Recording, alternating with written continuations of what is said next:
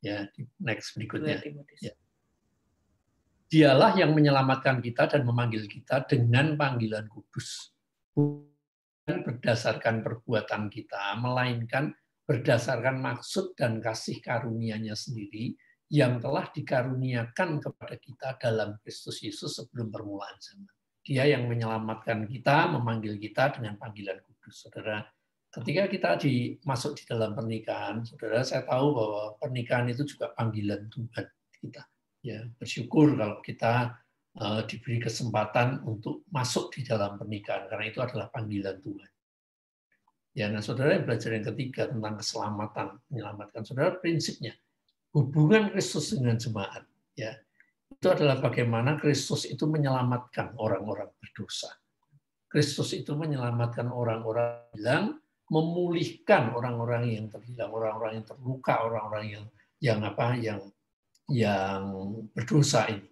Nah, saudara, bagaimana dengan kita, saudara? Ya, sebenarnya kita ini dikatakan kita ini menerima kasih karunia. Untuk kita ini, saudara, bisa menyelamatkan pernikahan. Pernikahan siapa? Ya, bicara pernikahan kita. Pernikahan kita. Bukan berarti gini loh, ketika kita bicara, yuk kita menyelamatkan pernikahan kita. Bukan berarti pernikahan kita ini hancur, enggak. Ya. Tapi gini, saudara. Bagaimana kita ini menyadari seberapa sih pernikahan kita ini? Ya makanya ada satu siapa tuh ya, penulis buku Hamba Tuhan yang menulis yang katakan ini, selamatkanlah pernikahan bahkan sebelum pernikahan itu terjadi. Nah, saudara, menyelamatkan pernikahan sebelum pernikahan terjadi. Waktu saya dengar, saya baca tulisan itu, saya mulai renungkan, ya benar, saudara. Ya, selamatkan pernikahan sebelum pernikahan itu terjadi. Artinya apa? Menyiapkan orang-orang yang mau menikah. Ya, kita bisa berbagi kepada mereka, orang-orang yang mau menikah. Supaya apa, saudara? Pernikahan mereka nanti selamat, saudara. Pernikahan mereka nanti jadi baik. Jadi diselamatkan sebelum pernikahan itu terjadi. Nah, kita perlu menyadari, jadi gini, saudara. Oh, pernikahanku ini seberapa ya? Oh, kok segini? Padahal standarnya firman Tuhan itu menghendaki pernikahan kita ini seperti ini. Berarti kan masih kurang, saudara. Nah, ada tindakan suami istri ini sama-sama mau melakukan tindakan penyelamatan untuk pernikahannya. Ya. Saya dapat ilustrasi itu gini. Jadi menyelamatkan pernikahan, menyelamatkan tuh dalam artian bukan gini. Wah, itu yang butuh diselamatkan itu pernikahan-pernikahan yang sudah kritis, ya, yang maksudnya sudah parah, sudah mau pisah, mau bercerai, bukan seperti itu ya. Jadi saya tadi diingatkan, ya, tiba-tiba tuh ada gini,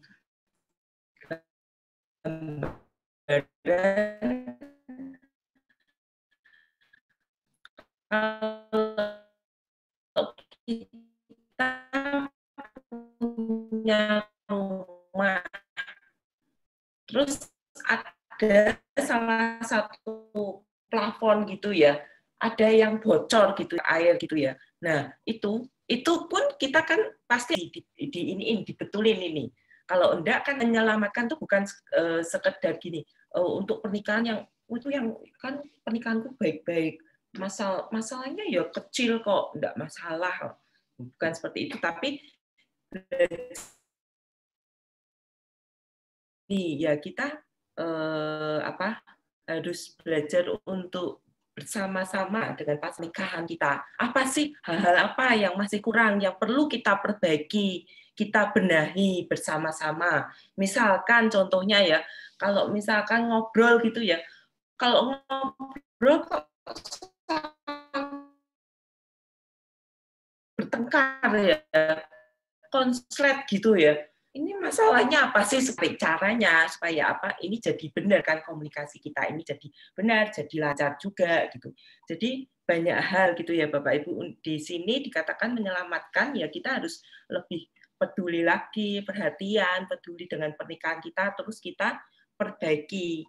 Sama ya dengan pernikahan kami juga terus pernikahan kami belum sempurna, tapi kami terus belajar. Untuk kami ini ya mencapai ke situ ya Bapak Ibu, untuk pernikahan kami ini dari waktu semakin menjadi baik. Jadi ada suatu tindakan dari kami ya. Jadi butuh kerjasama suami istri untuk kita ini ya, untuk menyelamatkan pernikahan, yaitu lewat tindakan. Kita belajar untuk menyelesaikan setiap masalah yang ada, walaupun masalah itu kecil ya kita belajar untuk kita ini selesaikan lewat pengampunan gitu ya. Nah, kalau kesaksian saya awal-awal kan saya tipe orang yang pokoknya menang dewe, bener sendiri gitu ya Bapak Ibu. Jadi minta maaf pun bagi saya itu tidak ada di kampus saya gitu ya. Jadi awal-awal menikah juga gitu, saya juga belajar Bapak Ibu, awal-awal menikah itu untuk belajar untuk ya mengampuni, belajar untuk minta maaf gitu ya, supaya setiap masalah, supaya pernikahan ini bertumbuh, pernikahan ini kita ini bergerak bertumbuh. Jadi kalau ada konflik, masalah ya selesaikan. Nanti kita next level, naik tingkat semakin baik pernikahan kita. Lewat kita ini praktek, kita ini lakukan tindakan, menyelesaikan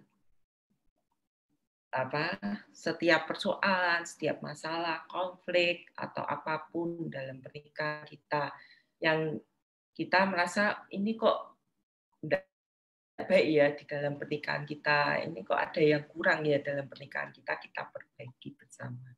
Ya, jadi seperti tadi apa yang kami alami tadi, saudara, yang kami ceritakan itu, ketika kami menyadari ya, ini kondisi kayak gini tidak baik, saudara. Ya, bayangkan kalau terus-menerus misalnya gitu ya, setiap kali saya mau apa dia komentar, ini tidak enak, apa-apa, lama-lama orang yang pasif. Dan ketika saya jadi orang yang pasif, ya saya tidak akan berfungsi dengan baik sebagai suami.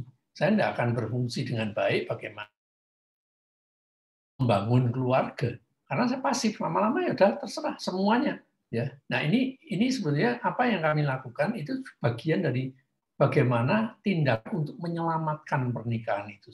Ya, ada satu tindakan. Jadi dalam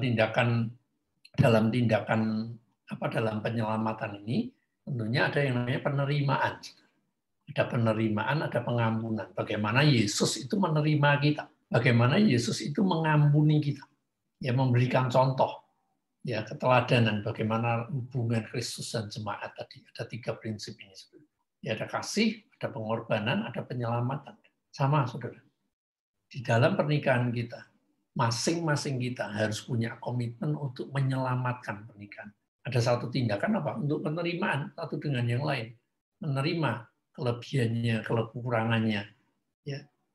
Tahu kondisi pernikahan kita hari ini gimana sih? Oh, masih seperti ini, masih harus diperbaiki kemana? Oh, harus diperbaiki ke sini. Ada usaha bersama-sama untuk menyelamatkan. Nah, sebaliknya, saudara, kalau ada penerimaan, kita bisa menerima pasangan kita dengan kelemahannya. Ya, bahkan dengan kesalahannya pun kita bisa mengampuni pasangan kita. Bukan sebaliknya gini, kita tahu kondisi pernikahan kita ini begini-begini terus ya tidak baik. Dan kita tahu baik yang bisa kita lakukan, tapi masing-masing nunggu. Ya, masing-masing nunggu. Tahu kondisinya tidak ideal, katakan itu ya, tidak ideal, tapi masing-masing nunggu. Ya nunggu, kamu aja masih kurang ini. Nah, itu saudara, akhirnya apa? Tidak melihat yang jauh ke depan, tidak ada usaha untuk menyelamatkan. Oleh sebab itu butuh komitmen bersama-sama, saudara. Ya, butuh komitmen untuk apa, saudara? Untuk hidup di dalam kasih. Ya, komitmen untuk apa, saudara? Untuk mau berkorban. Komitmen untuk mau menyelamatkan. Ya, ini bukan berarti gini, kalau kita masih kurang, kita tidak bisa ngomong sama orang lain. Maksudnya kita masih kurang sempurna, kita tidak bisa melayani orang. Bisa. tetap ya, cuma Tuhan mau yuk kita berjalan bersama-sama. Ya malam Ya, ini pastinya kalau pernikahan kita ada perubahan, ada perbaikan menjadi baik, itu akan memberikan dampak bagi orang-orang yang ada di sekitar kita, Bapak Ibu ya. Orang akan melihat, oh pernikahannya semakin baik. Jadi bisa apa? Pernikahan kita ini juga bisa menyelamatkan pernikahan orang-orang yang ada di sekitar kita gitu. Pernikahan kita ini menjadi berkat, memberikan dampak bagi orang lain. ya seperti tadi saudara. Jadi dikatakan supaya ketika kita saling saudara belajar dari rahasia Kristus ini, saudara, hubungan Kristus dengan jemaat ini, ada kasih, ada pengorbanan, ada penyelamatan, tindakan menyelamatkan. Saudara tadi Efesus 5 tadi dikatakan ayat 28 ya, 27 supaya jemaat berdiri di hadapannya dengan tidak ada cacat, tidak ada keruh. Nah, saudara, sebetulnya ketika kita bertumbuh di dalam kasih, menuju kasih agape terus-menerus, saudara, dan kita mau saling berkorban, mau menyelamatkan, saudara, ini untuk membentuk kita, ya, membentuk kita supaya apa, saudara? Supaya kita, pernikahan kita ini tidak bercacat celah, tidak bercacat keruh. Ya, hubungan kita ini berjalan dengan baik, sehingga apa, saudara? Keluarnya juga pasti baik. Di luar, ya kami sering mengatakan kepada anak-anak bimbingan pranikah, kamu bangun aja kesatuan sewajarnya, yang dengan cara yang wajar, tidak perlu dibuat-buat. Ya, tidak perlu dibuat-buat. Artinya gini, kalau di dalamnya, di dalam pernikahan kita, hubungan kita ini baik, ya, karakter kita bertumbuh dengan baik, kita jadi baik, tindakan kita jadi baik.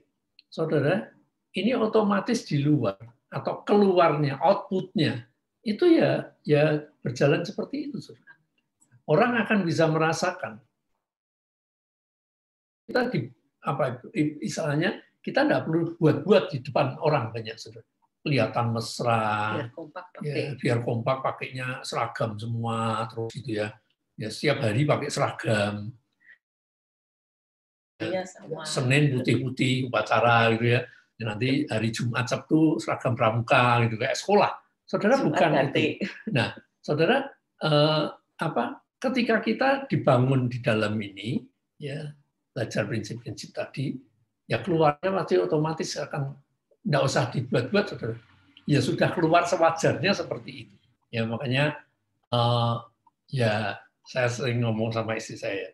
Jadi saya tidak mungkin, saudara. Bukan tidak mungkin, dalam arti gini, kalau misalnya pergi pesta gitu ya, terus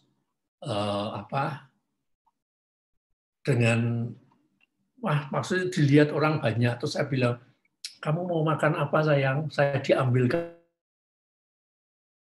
kayak gitu-gitu tuh kok risih, saudara. Ya kalau harus begitu loh ya, maksudnya tidak wajar buat saya. Ya sudah, maksudnya ya itu cara kami mengekspresikan seperti itu, saudara.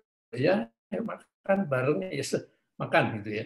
Ya bahkan kalau makannya pestanya prasmanan kan gitu, hilang dewi-dewi, saudara. Ya satu ke jurusan sana, satu ke jurusan sini, ya memenuhi kebutuhannya sendiri-sendiri, kesenangannya. Nanti kalau sudah gitu ketemu sana langsung begitu ketemu, kamu sudah makan yang ini enak loh, dicoba gitu. Paling gitu, saudara. Tapi kalau suruh, ayo sayang kamu mesti dilayani apa gitu. Waduh, itu buat saya itu masih tingkat dewa, saudara. Jadi belum sampai ke sana gitu ya. Belum bisa gitu ya. Nah, saudara, ini yang kami mau bagikan ya. Jadi yuk kita ngalami pertumbuhan di dalam pernikahan kita. Kita belajar dari prinsip bagaimana Kristus dengan jemaat. Ya, punya kasih yang ada pengorbanan dan ada penyelamatan. Ada tindakan untuk masing-masing niat, saudara. Yuk nikahan kita ini supaya apa, saudara? Tidak bercacat celah, tidak bercacat kerut, ya, sempurna. Artinya dilihat orang juga karakternya tumbuh dengan baik, dinikmati orang. Ya orang tuh kita kemanapun kita pergi, saudara, orang bisa merasakan gitu, bisa ikut senang lihat kita. Gitu. Jangan begitu kita datang orang bubar, senep, ya bukan seneng tapi senep, ya jangan gitu, saudara. Ya itu yang kami mau bagikan. Jadi ternyata rahasia, yang namanya rahasia tadi saya pikir singkat, ternyata tidak bisa singkat, saudara. Ya panjang jadi. Ya, amin. Ya. Mari kita berdoa, saudara. Tuhan, kami mengucap syukur Tuhan untuk kesempatan ini, Bapak.